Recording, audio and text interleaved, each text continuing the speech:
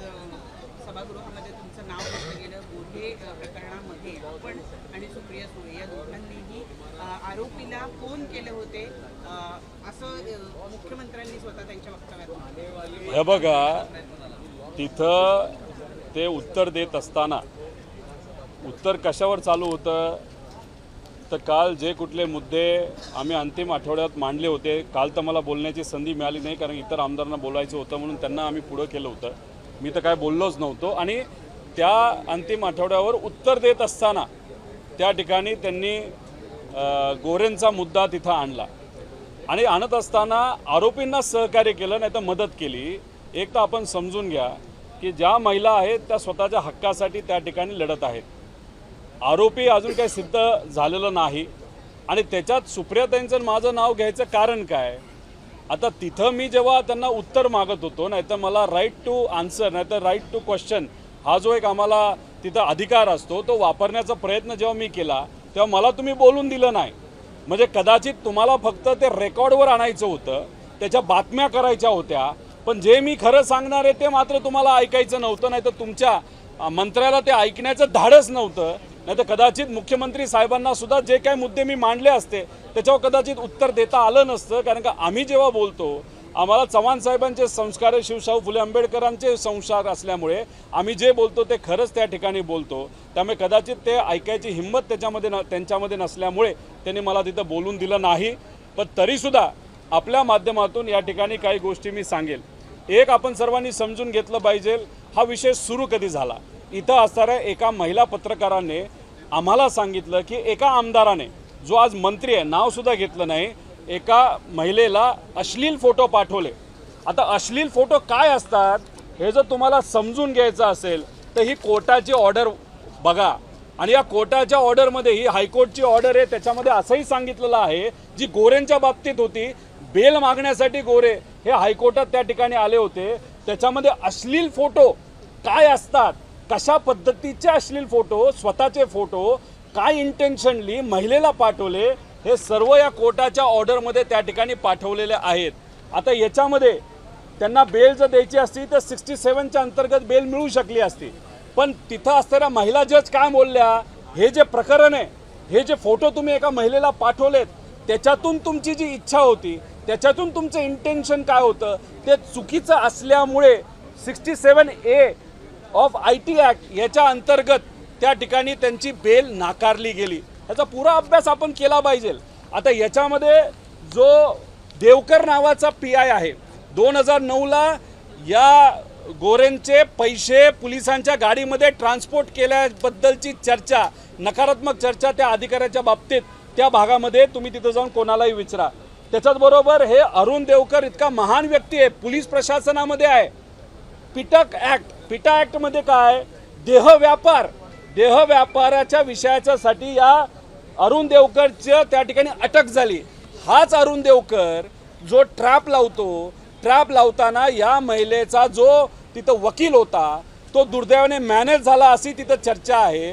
त्या वकिलाला या महिलेला तिथं बोलावलं, काही 4 लोक तिथं आली पैसे घेऊन, ती महिला फक्त बसली, पैशाचा व्यवहार त्या ठिकाणी जे काय तिथं काढले पैसे, ठेवले पैसे. आणि हा देवकर ज्याच्यावर पिटा ॲक्ट देहव्यवहारचा अटक झाली होती, तर अशा व्यक्ती तिथं आला पोलीस आणि त्या महिलेची अटक तिथं केली. आमचं फक्त मत आहे की आज आम्हाला कुठलाही शेतकरी फोन करत असेल, MPSCचा एखादा विद्यार्थी फोन करत असेल, कुणीही आम्हाला फोन केला, आम्ही तो फोन घेतो, विषय समजून घेतो आणि तो मांडण्याचा प्रयत्न त्या ठिकाणी करत असतो. पण हा प्रयत्न करत असताना आमचा फोन तिथं गेला आणि ते म्हणताना 50-60 फोन आमचे गेले. अजिबात तसला काय फोन गेलेला नाही. महिलेला मी ओळखत नाही आणि सुप्रियाताई सुद्धा ओळखत नाही. पण खरात नावाचे जे पत्रकार आहेत अनेक वेळा इथं मला भेटलेत. इथं येण्याचा अधिकार त्यांना परवानगी विधिमंडळाने दिलेली आहे, अध्यक्षांनी दिलेली आहे. मग तुम्ही त्यांचा अभ्यास नाही केला का? त्या पत्रकाराला इथं बोलावलं आणि तो पत्रकार अनेक वर्षांपासून सामान्य लोकांच्या हिताचे प्रश्न मांडत आलेला आहे. धनगर समाजाचं का असेना, भिसे परिवाराचा असेना, एक SC समाजाचं परिवार ज्यांच्यावर अन्याय झालं त्यांची जमीन मेलेल्या माणसाचं नाव दाखवून खोट्या सह्या करून बळकावली, कुणी गोरेली बळकावली. त्याच्याचबरोबर तिथं जेव्हा कोविडचा काळ होता, मेलेल्या व्यक्तींवर असे अनेक लोकांना 3.5 कोटी रुपये त्यांना जिवंत दाखवून त्यांच्या खोट्या सह्या करून या गोरेंच्या संस्थेने त्या ठिकाणी बाहेर काढलेले आहेत, पैसे खाल्लेले आहेत. तर हे त्या ठिकाणी असताना हा खरा पत्रकार त्यांच्या विरोधात बातम्या करत होता, अनेक इतर विषयांवर तो त्या ठिकाणी बातम्या टाकत होता. आणि तो टाकत असताना ती बातमी आमच्याकडे आल्यानंतर तो प्रश्न आम्हाला विचारल्यानंतर आम्ही जर त्याच्यावर सिरियसली एका महिलेवर अन्याय होतो म्हणून जर बोलत असेल आणि आमचंच इन्व्हेस्टिगेशन तुम्ही करणार आहात. आता हक्कभंग असताना ते मंत्री असल्यामुळे तो त्यांचा हक्कभंग तुम्ही स्वीकारता.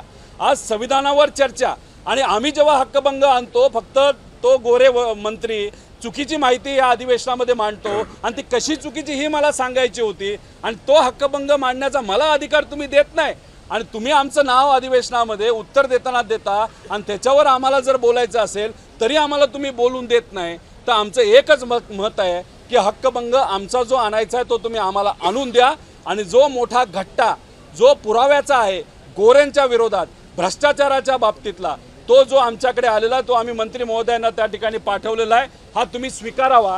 आणि तुम्ही बोलत असताना अन्याय ज्याच्यावर होतो त्याला न्याय देण्याची भूमिका तुम्ही करता. तर आमचं मत आहे की भिसे परिवारावर अन्याय झालेला आहे, त्या ठिकाणी देशमुख परिवारावर जो तिथं ज्यांची संस्था होती त्यांच्यावर अन्याय झालेला आहे. तुम्ही गरिबाच्या नावावर मेलेल्या व्यक्तींवर पैसा खाल्लाय. तर अशा विषयाच्या बाबतीत तुम्ही त्या ठिकाणी एन्क्वायरी लावणार का? आमची एन्क्वायरी लावताय त्याच्यावर आम्ही समोर जाऊ, आम्हाला विश्वास आहे आम्ही काय चुकलेलो नाही.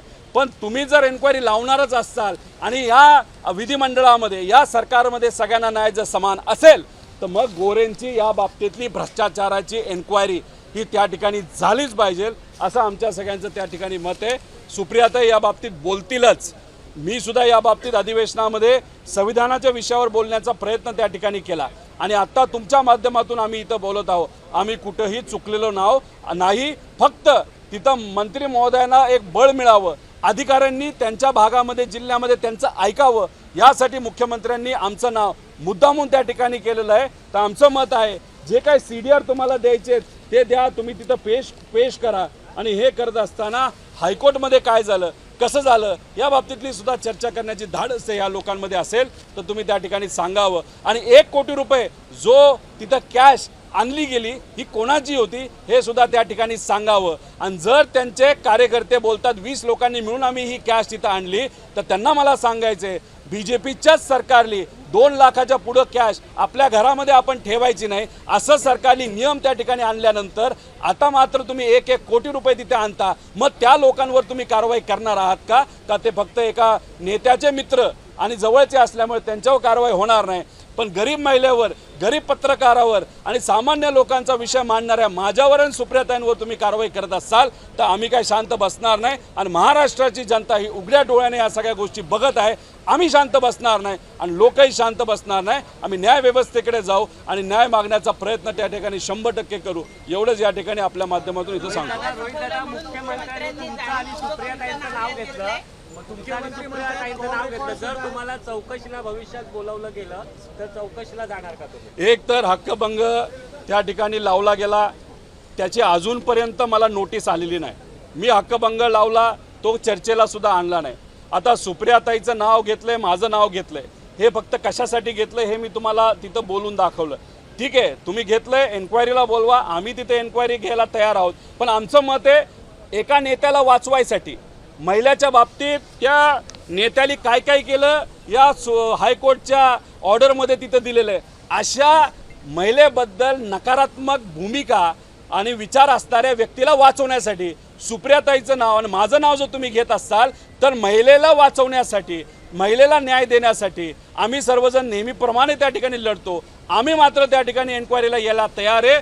पण या गोरेच्या बाबतीत ह्या सगळ्या ज्या भ्रष्टाचाराच्या फाईल आहेत या फाईलबद्दल तुम्ही काय करणार? तुम्ही त्या बाबतीत कारवाई करणार का? आणि ती कारवाई करण्याचं धाडस हे तुमच्यामध्ये आहे का? एवढं मात्र त्या ठिकाणी मी मुख्यमंत्री साहेबांना विनंती करतो, त्यांना विचारणा करतो. आणि याच्यावर जर एन्क्वायरी झाली तर एक सांगतो पुढच्या महिन्याभरात या मंत्री महोदयांचे मंत्रिपद 100% गेल्याशिवाय राहणार नाही.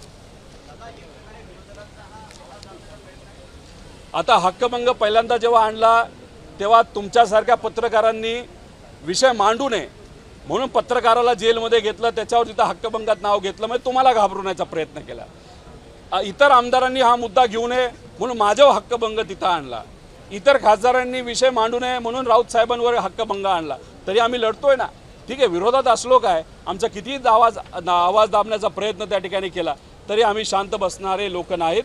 खऱ्या अर्थाने आम्ही तिथं जिजाऊ असतील, पुण्यश्लोक अहिल्यादेवी होळकर असतील, तसंच आपल्या क्रांती ज्योती सावित्रीबाई फुले असतील यांच्या विचाराने कार्य करणारे, महिलांना न्याय देणारे आम्ही सर्वजण लोक आहोत आणि त्यासाठी 100% आम्ही लढत राहू. दौंडमधले प्रकरण पुढे येत आहे. 7 ते 8 महिला जे स्त्री अर्भक जी आहे ती सापडलेली आहे दौंडमध्ये एका प्लास्टिकच्या पिशवीमध्ये कचऱ्यामध्ये टाकून देण्यात आली. आता बघा ना, म्हणजे असं जर होत असेल, आपण म्हणतोय की महिलांना हक्क दिला पाहिजे, न्याय दिला पाहिजे, पण एखादी मुलगी पोटात असताना तिचा मृत्यू, तिचा मर्डर जर काही डॉक्टर करत असेल आणि 30 जर मृतदेह त्या लहान बालकांचे तिथं जर आपल्याला सापडत असतील, त्याच्यावर तर खऱ्या अर्थाने कारवाई केली गेली पाहिजे. या बाबतीतली चर्चा अधिवेशनामध्ये झाली होती. त्याच्यामध्ये त्या डॉक्टरांचं करायचं काय, त्याच्या रूल्स रेग्युलेशन आहेत, पण ते लागू केले जात नाही, निर्बंध नाहीत, लोक घाबरत नाही. आम्ही हा मुद्दा अधिवेशनात मांडला आणि बघा 4 दिवसानंतर दुर्दैवाने ही गोष्ट त्या ठिकाणी पुढे आली. म्हणजे कुठंतरी या सरकारमध्ये फक्त गोल भाषणं करायची, गोल तिथं वक्तव्य करायचे, मात्र जेव्हा प्रशासन योग्य पद्धतीने काम करण्याची वेळ येते तेव्हा तुमचं फुसका बहार त्या ठिकाणी होतो. जसं इन्व्हेस्टिगेशन म्हणजे पोलीसच्या बाबतीत सुद्धा जे नागपूरला घडलं आणि जे इतर ठिकाणी त्या ठिकाणी घडलं, तर त्या बाबतीत आपण जर चावलं नाही ना, इंजेक्शन द्यायचं आहे का?